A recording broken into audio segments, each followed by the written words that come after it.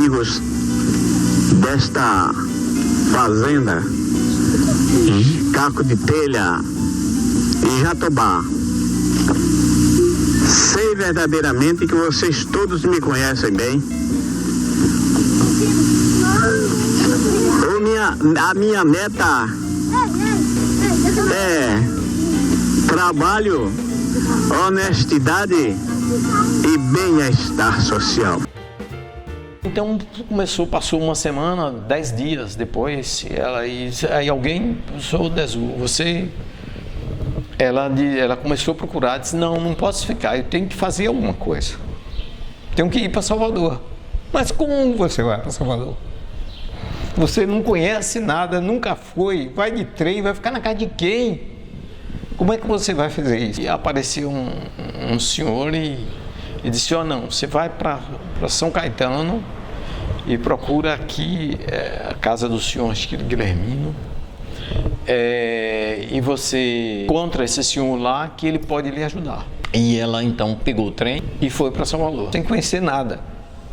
E aí, mas tinha um endereço desse senhor que lá em São Caetano, que aí ela foi e contou a situação. Desceu para Salvador, foi lá nesse endereço e aí contou a situação. O rapaz disse, mas eu não posso me envolver com isso, porque eu posso ser até preso. Eu disse, não, mas não tem problema nenhum, não. Vamos.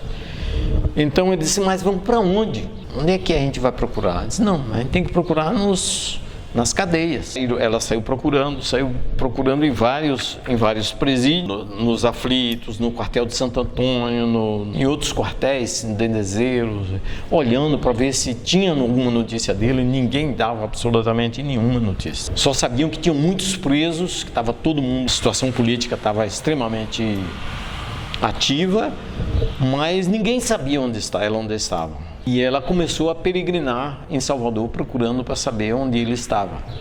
Até que alguém disse, Dona Desu, só tem uma possibilidade. A senhora vá no quartel da 6ª Região, na Moraria, que possivelmente alguém lhe informar onde ele está. Aí foi no quartel do Exército lá e entrou no quartel do Exército. Eu preciso falar com o comandante, porque meu marido foi preso.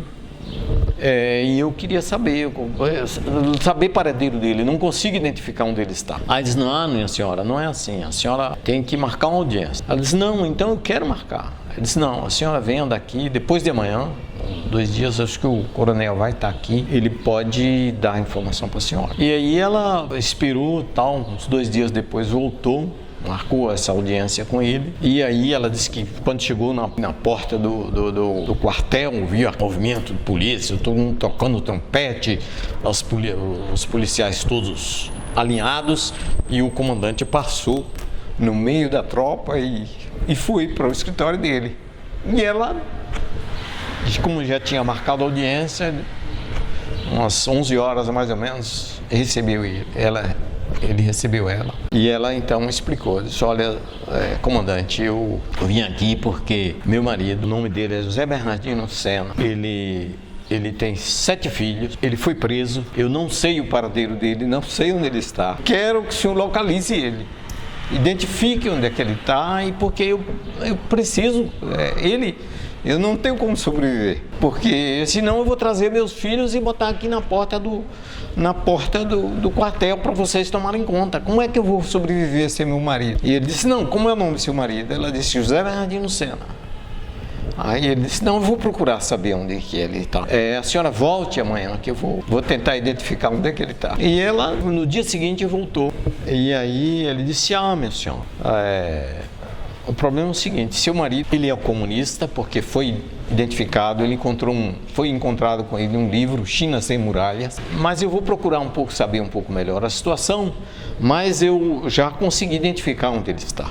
Mas a senhora me contou a sua história, eu fiquei muito sensibilizado, e eu vou soltar seu marido.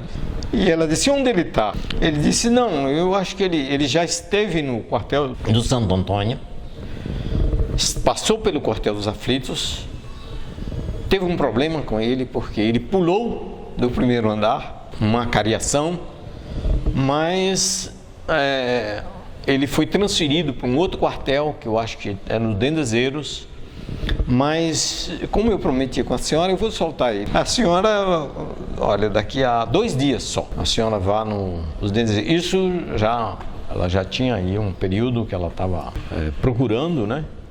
Mas ele disse, não vá nos dendezeiros, que ele está lá. Aí ela esperou o período e um dia foi lá nos dendezeiros.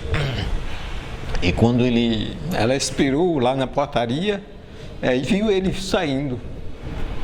E quando ele encontrou com ela, ele disse, Dezu, você está viva? Me disseram que você tinha morrido, que Creuza tinha sido assassinada, que Flori teve um carro que atropelou ele, que ele não existe mais. Tem alguém vivo? Ela disse, não, Zuca, está todo mundo vivo. E está em casa. Vamos para lá. Mas ele dizia, onde e quando, eu não sei de nada, o que é que está acontecendo, eu estou sem saber para onde vou. Ela disse, não, vamos embora. E aí levou ele, e Creuzinha levou ele para... Nessa época todo mundo ia de trem, né? E aí ele saiu e foi para casa. Então levamos para casa, Creuza veio de Paulo Afonso e passou a cuidar dele. Ele estava com as algemas, tinha passado aí um bom período preso, e de alguma forma depois ele contou que essa tortura, ele contou que nesse período de prisão a grande inquisição, os caras queriam era que ele informasse de onde ele recebia recursos. Ah não, seu filho estuda no Colégio Maristas porque você recebe dinheiro da União Soviética, recebe dinheiro da Rússia, é por isso, não é, que você... Tal. Então foram inquisitando e um dia chegaram a bater nele, torturado na realidade, e foi essa a razão que ele inclusive se jogou do primeiro andar e só pediu, Deus me salve, e caiu no primeiro andar e caiu embaixo, e quando ele caiu os soldados já estavam com metralhadora, prenderam ele novamente e levaram de volta à prisão.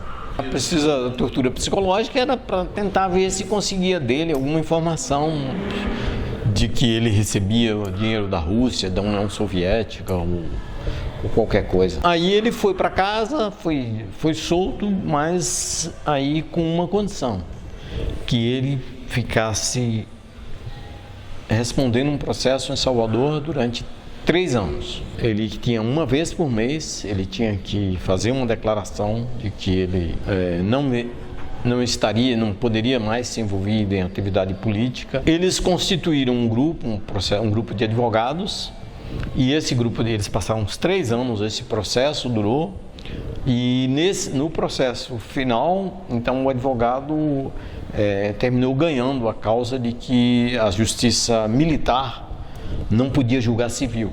Essa foi a tese que o advogado apresentou na justiça militar, e no final de 3 anos ele foi absolvido de fato dessa situação. E aí eu era adolescente, né? Passei aí uns 2 ou 3 meses ainda assim muito instável em relação à minha vida de estudante, mas os maristas foram muito compreensivos e eu consegui, mesmo naquele ano, concluir aquele ano letivo com dificuldades, né, faltando aulas, porque às vezes minha mãe, por exemplo, na época que esteve em Salvador, eu tinha que estar com os filhos, com os meus irmãos, com os outros irmãos mais novos, né?